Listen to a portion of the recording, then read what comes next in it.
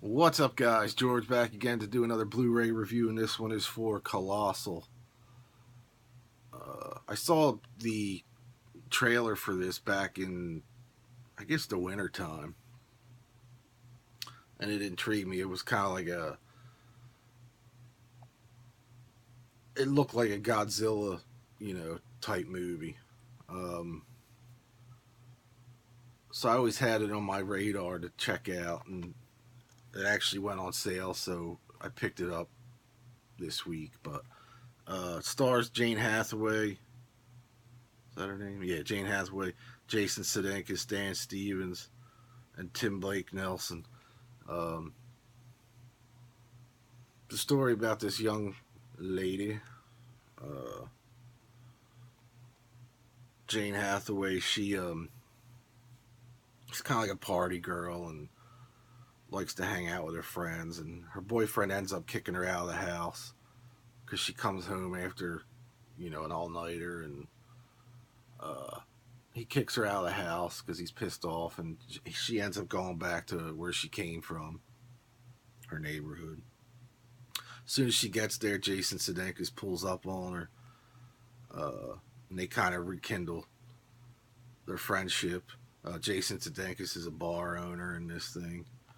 He owns his father's bar, and it comes to the point where she gets loaded one night and she's walking home, and she walks through. I don't know if you can see it, but she walks through this little kids park there, and when she gets home the next day, later that day, there's news of a monster hitting Seoul, Korea. That monster there hitting Seoul, Korea, and destroying a bunch of shit. Kind of Godzilla esque. She's like, floored about it. Like, wow, what the hell's going on? Like, this is weird. And they, people thought it was a hoax and this, that, and the other thing. And it turns out she's the monster. Anytime she steps in that uh, playground, the monster appears in Seoul. It's quirky. It's a bit of a comedy, uh, but it's a quirky, like, indie film. I don't know how to describe it. It's not like a super blockbuster type thing, but it's a quirky indie film.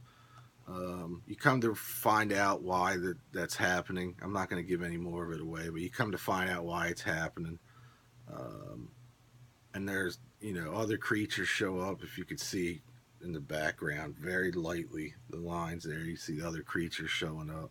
But it's funny in certain parts that she's standing in the playground, and Sudeikis and his friends are there with a laptop, and any move she makes, it's always 8:30 in the morning here, so it's 8:30 at night there. Maybe, I guess it is. They never really said the time, but it's dark there. Um, any movement she makes, the monster also makes. It's funny. So, like, she'll make it dance and shit like that. And it really comes down to she doesn't want to hurt anybody. She's trying to figure out why this is happening to her. And yet you do end up finding out why. But it was a quirky little film. It's probably something I would watch again for sure. Um, I know the wife wants to see it, but I would definitely check this out. I don't know if I would pay full price for it. There's the inner cover. I don't know if I would pay full price for it, which I didn't anyway. But, like, I think it's like $19.99 now. If it drops down to like $12.99, I would definitely jump on it and check it out. I thought it was good. It's definitely different. It's a different film. It's not something that,